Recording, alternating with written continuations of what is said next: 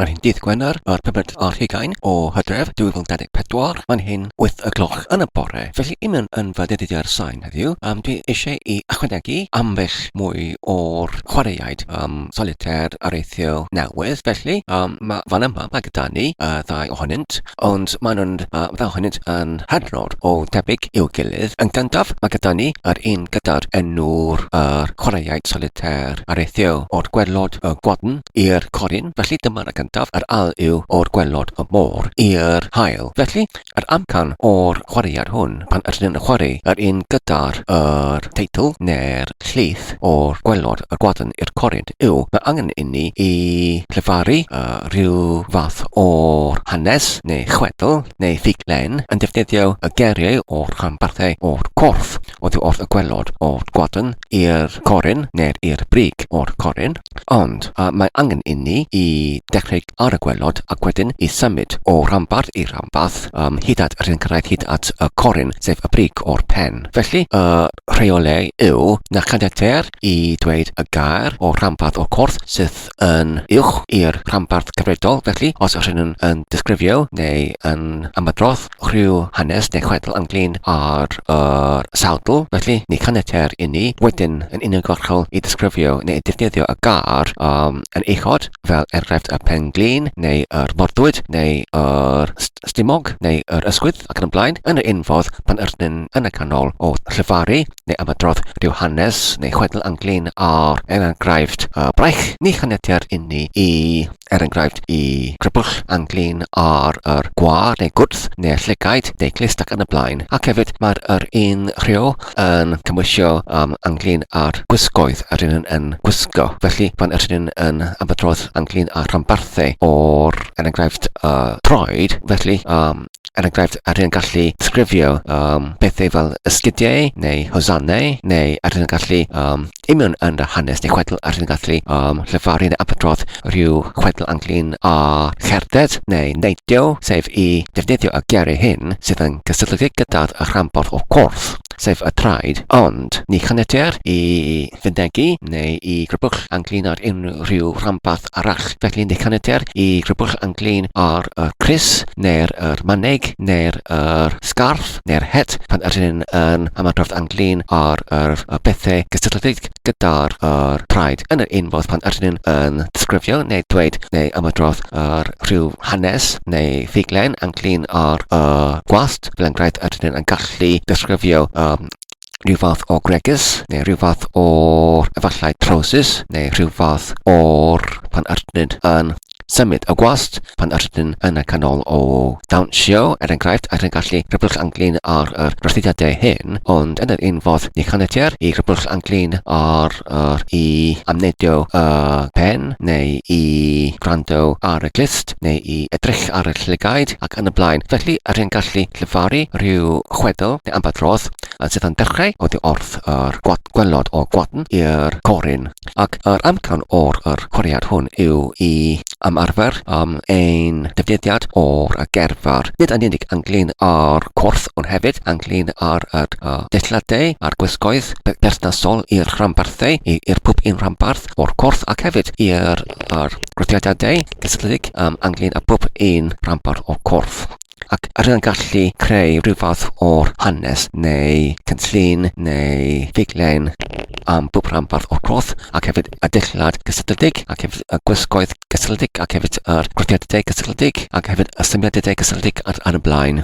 Ac wedyn i symud i'r al chwaraeaid, felly mae'r hwn yn hynod o debygol, ond ydyn yn dechrau ar y gwaelod o'r môr, ac wedyn ydyn yn symud i'r copar o'r mynydd, ac wedyn i'r haul yn uchod yn bwybren. Felly, enghraifft ydyn gallu disgrifio y gwaelod o môr, y tywod, y cerigau, ac hefyd ydyn gallu disgrifio y pysgod, ac hefyd lysiau môr, ac hefyd anifeiliaid arall sydd yn nofio o gwmpas union yn y gwaelod o môr, ac wedyn ydyn gallu symud i'r tuag at yr arfordir, ac ydyn gallu disgrifio y cranciau, ac hefyd pysgodyn eraill, ac hefyd ydyn gallu symud tuag at y traeth, y tywod, ac wedyn yr aber, yr afonydd, meisydd, ac hefyd ydyn gallu disgrifio cei ac hefyd y llongau ac hefyd y porthladdoedd ac yn y blaen ac ydyn gallu ar bob un o'r cyfnod yn disgrifio enghraifft yr moddau o'r teithio fel y llongau ac hefyd ydyn gallu disgrifio yr teithiwr ar y llongau. Felly ar ôl hynny ydyn gallu symud i mewn ar y tir ac hefyd yn disgrifio yr ffermydd ac hefyd y pentrefi ac hefyd y trefi ac wedyn yr preswylwyr i mewn yn y lleoedd hyn ac wedyn ydyn gallu symud yn raddol i'r bryniau ac wedyn i'r daffrynoedd ac wedyn i'r uchelbryniau ac wedyn i'r mynydoedd ac wedyn i'r copa ac wedyn i'r cymylau ac wedyn ydyn gallu disgrifio ynglyn â'r awyren ac wedyn ydyn gallu yn agosau tuag at yr haul enghraifft. Hyd yn oed ydyn gallu symud i mewn i'r gofod ac yn gallu disgrifio rhyw fath o'r ofod llong i mewn yn y gofod yn deithio wrth enghraifft ddaear i blanded arall ac yn y blaen. Felly ydyn gallu i mewn yn y chwarae hwn yn ymarfer yr geiriau wrth y gwaelod o'r môr i'r haul. Ac wedyn, trwy hynny, ydyn yn gallu creu rhyw fath o'r chweddol neu figlein ynglyn â'r ymadrodd hwn. Felly, dwi'n meddwl fe allai hwn i fod ffordd chwilys i arfer ein gerfa. Mae hyn heddiw y 4 o fis Tachwedd, dydd Llun, o ddeutu 7 o'r gloch yn y hwyr. Y pwnc dwi'n eisiau i gyfnodi lawr fan yma yw ynglyn â'r hyd gwahanol o'r sillafau i mewn yn yr iaith Gymraeg.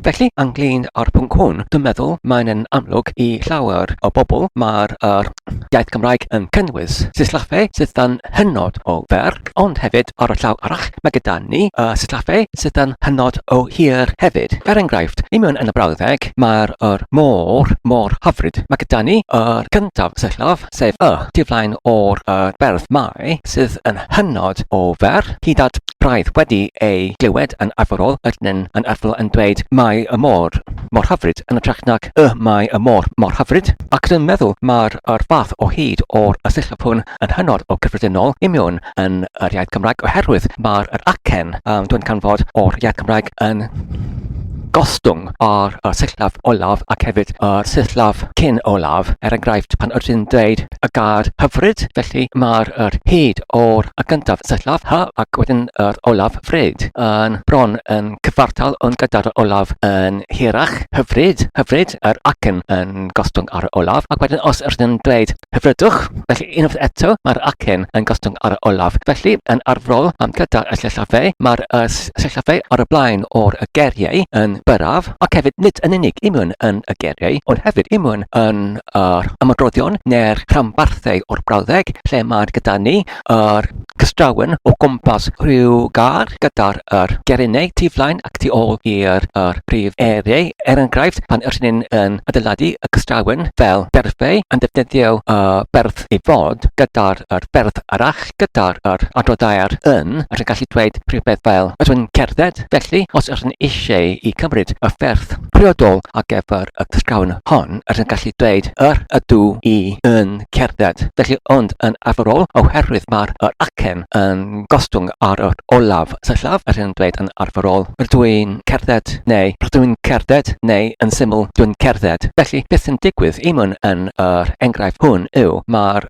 sillafau ar y blaen o'r pob un rhanbarth yn cael ei byrhau yn hynod o fanfyr sef mae'r ydw i yn dod yn ydw i er enghraifft ac mae'r yn cerdded yn dod yn cerdded. Felly mae'r hyn rhywbeth sydd yn hynod o amlwg i ni fel siaradwyr o'r iaith dyddiol.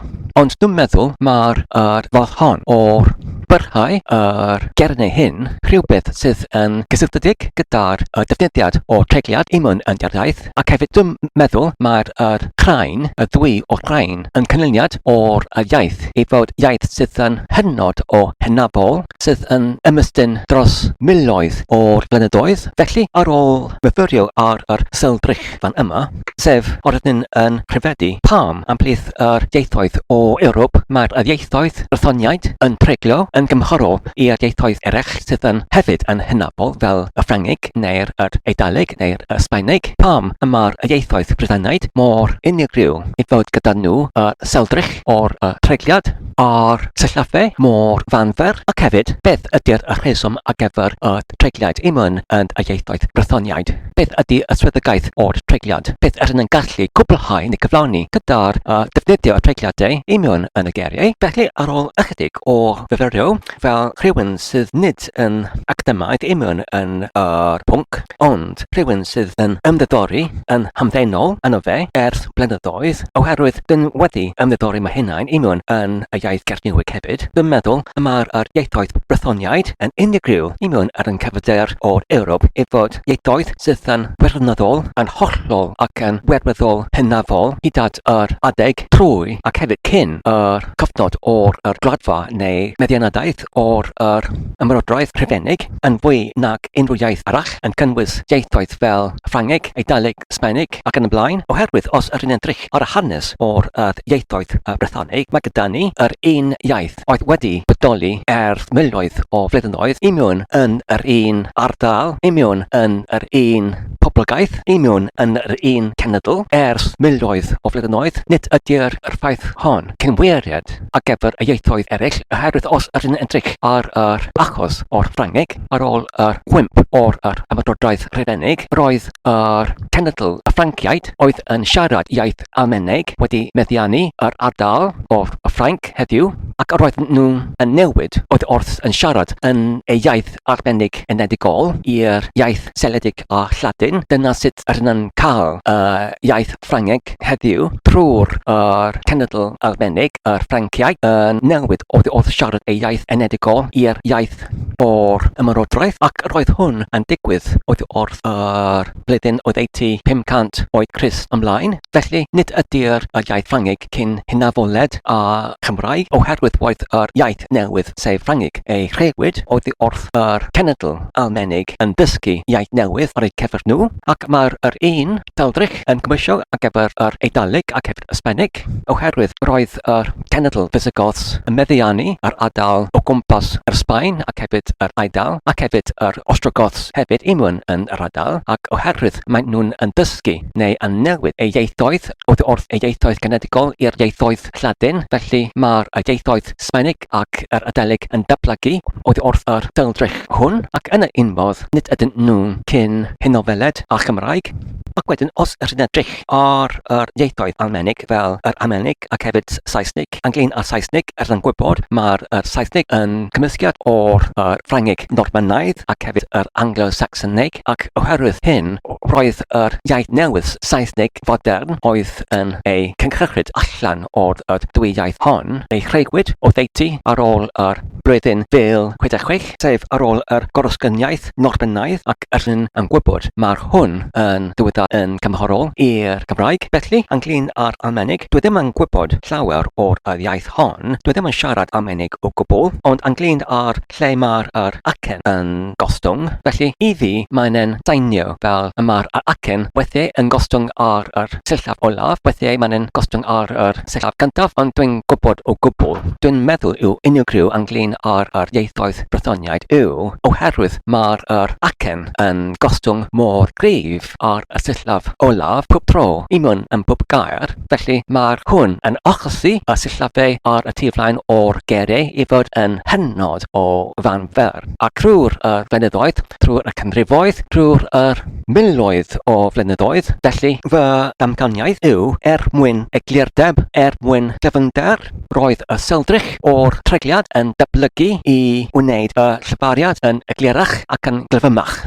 Felly, oherwydd yr treigliad ac oherwydd yr man fyder o'r sillafau ar y tiflaen, ydyn yn gallu siarad yn hynod o cyflym ac yn hynod o'r eglur imwn yn yr iaith Gymraeg, oherwydd yr esblygiad mor datblygedig i mewn yn yr un iaith trwy'r miloedd o blynyddoedd. Enghraifft, os ydyn ni eisiau dweud mae'r mor hyfryd, ydyn ni'n gallu dweud mae'r môr mor hyfryd, mae rhywbeth fel hynny, ond nid yn unig fel hynny, ydyn ni'n gallu defnyddio y treigliad i wneud yr clefariad hyd yn oed yn eglurach ac yn glyfymach. Enghraifft, i mewn yn y brawddeg, ydyn ni'n gweld fy ngarfan yn cerdded allan i'r maes pêl-droed a chanoedd o gefnogwyr yn canu, felly ydyn ni'n gallu eglurhau ac yn yr cyfamser cyflymu y brawddeg i fod rhywbeth fel rydw i'n gweld ngarfan yn gerdded i'r maes pêl-droed, canoedd o gefnogwyr yn canu. Oherwydd y treigliad, mae'r ystyr ac hefyd yr cyfrabiad o'r sylwedd i mewn yn y brawddeg yn dal yn achos yn eglur ydyn yn siarad yn cyflymach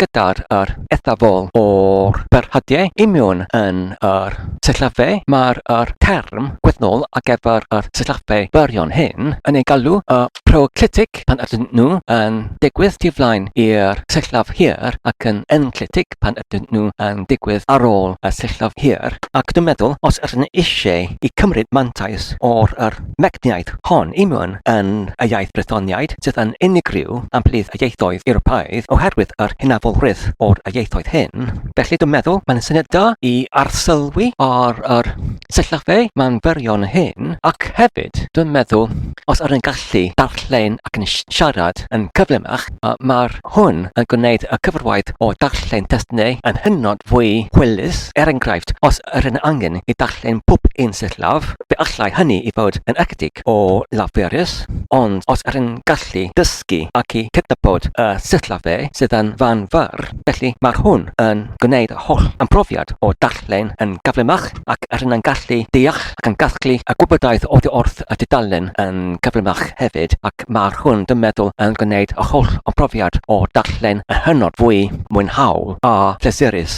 Mae'r heddiw Albert o Fus Cracker 2024, felly y pwynt dwi'n eisiau fod i mewn yn y recordiad hwn yw ynglyn ar sut ydyn nhw'n gallu chwarae ar solitêr araithio arall. Felly, beth ydy'r enw o'r solitêr araithio? Felly, mae'r enw o'r chwaraeaid hwn bydysawd, troedfys, troedfawd. Felly, mae'r hynny yn weddol dieithr ar gyfer enw o'r chwaraeaid o unrhyw fath bydysawd, troedfys, troedfawd. Felly, beth ydy'r ystyr o hynny? Felly, os dwi'n manylu yn ymbell mwy ynglyn ar chwaraeaid hwn, felly gyda'r chwaraeaid mae gyda ni 6 gyfnod. Felly, yn gyntaf, mae gyda ni gyfnod gyda'r enw troedfys i corun. Felly, mae'r geiriau hyn yn cyfeirio at rhanbarthau o'r corff, lle ydyn yn dechrau oddi wrth y gwaelod, y troedfys, ac wedyn ydyn yn gorffen ar y brig, sef y corun. Ac wedyn yn yr ail gyfnod, mae'r enw'r o'r ail gyfnod o zan i het. Felly, ydyn yn eto yn dechrau ar y gwaelod o'r corff, yn ytrach nac i cyfeirio at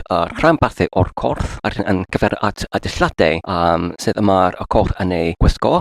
Enghraifft, oedd wrth yr hosan ar y troed i'r het ar y pen, ac wedyn ar gyfer y trydydd cyfnod, mae gyda ni enw neidio i amneidio. Felly, ynglyn ar geiriau hyn, neidio ac amneidio, mae'r hyn yn cyfeirio at y gwerthudiadau ydyn yn gwneud oddi wrth y gwaelod o corff i'r brig. Felly, gyda'r ein traed ydyn yn neidio, neu llymain, neu llamu, ac wedyn gyda'r ein pen ydyn yn amneidio, neu nodio ydyn yn amneidio. Felly, dyma'r trydydd gyfnod. Ar gyfer y pedwerydd cyfnod o'r chwaraeaid hwn, mae'r hwn gyda'r enw dairgell i'r to. Felly, mae'r hwn yn edrych nac i cyfeirio at y rhanbarthau o'r corff, neu dillladau, neu'r weithredoedd o'r rhanbarthau o'r corff, ydyn cyfeirio at y tŷ.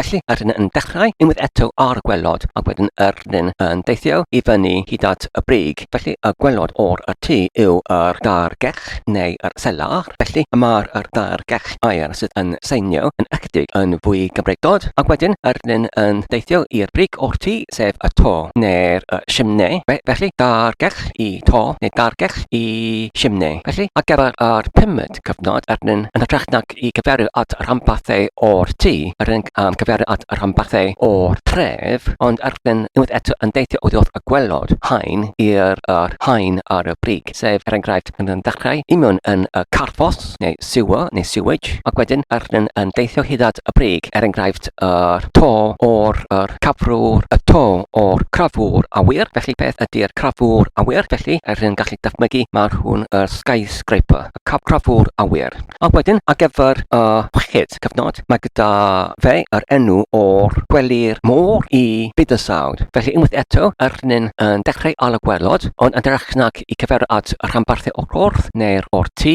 neu'r o'r tref, arnyn yn cyfer at y byd anianol, neu'r byd naturol, sef arnyn dechrau ar y gwaelod, sef y gwely'r môr, ac wedyn arnyn deithio i'r brig, sef y bydysawd. Pam y bydysawd? Oherwydd os arnyn yn deithio i fyny oddi wrth yr gwaelod o'r byd anianol yn dechrau gyda'r gwely'r môr, arnyn wedyn yn codi trwy'r heiniau i'r enghraifft i'r tirlun, ac wedyn i'r mynydoedd, ac wedyn i'r awyr, ac wedyn ar ôl yr awyr, os arnyn parhau i teithio i fyny arnyn yn gyrraedd hyd at y gofod, ac wedyn pan yrraedd hyd at y gofod arnyn yn gyrraedd at y seir, ac wedyn y galathiaid, ac wedyn yn y diwedd mae gyda ni y bydysawd. Felly pan arnyn yn cyrraedd at y bydysawd, fel yr gair olaf i mewn yn yr cyfnod o'r chwaraead hwn, felly unwaith eto arnyn gallu dechrau ar y dechreuad sef y troedfys, ac wedyn ar ôl hynny a'r troedfawd. Felly dyma'r dyfodiad o'r enw'r o'r chwaraead hwn, sef bydysawd, troedfys, troedfawd. Felly beth arnyn yn gwneud yn gymwys i mewn yn y chwaraead hwn, felly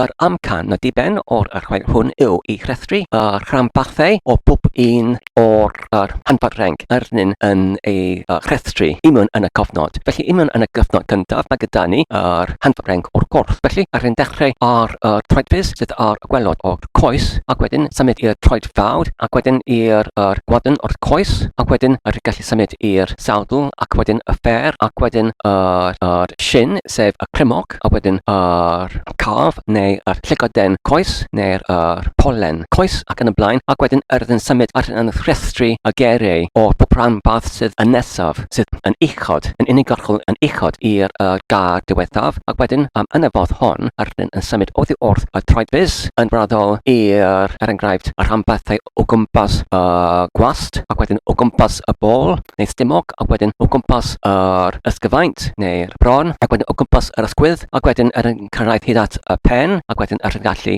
symud oddi wrth o gwt i'r gen, i'r elgedd, i'r boch, i'r gennau, i'r danedd, i'r tafod, ac wedyn i'r trwyn, ac wedyn y llygaid, ac wedyn yr talcen, ac wedyn y gwallt, ac wedyn yn yr olaf yn cyrraedd hyd at y corun o'r pen. A dyma'r cyntaf cyfnod wedi ei gyflawnyd. Felly ar ôl hynny, yn gallu symud i'r ail cyfnod unwaith eto, sef anglyn ar dilladau, yn gwisgo i mewn yn bob rhanbarthau o'r corff. Yn gyntaf ar gwelod, mae gyda ni hosan, ac wedyn yr ysgidiau, ac wedyn yr llodre, neu'r trowsus, ac wedyn yr islodre, neu is-trowsus, neu'r is-dilladau, ac yn y blaen, ac wedyn yn gweithio oddi wrth y gwelod i'r brig, i'r enghraifft y gregus o gwmpas gwast, ac wedyn y crys, neu y is-crys yn gyntaf, ac wedyn y crys uwchben i'r is-crys, ac wedyn y siwmper, ac wedyn y siaced, ac wedyn yn symud i'r gwt, enghraifft y sgarth, neu y tei, neu y bowtei, neu y tei cwlwm, ac wedyn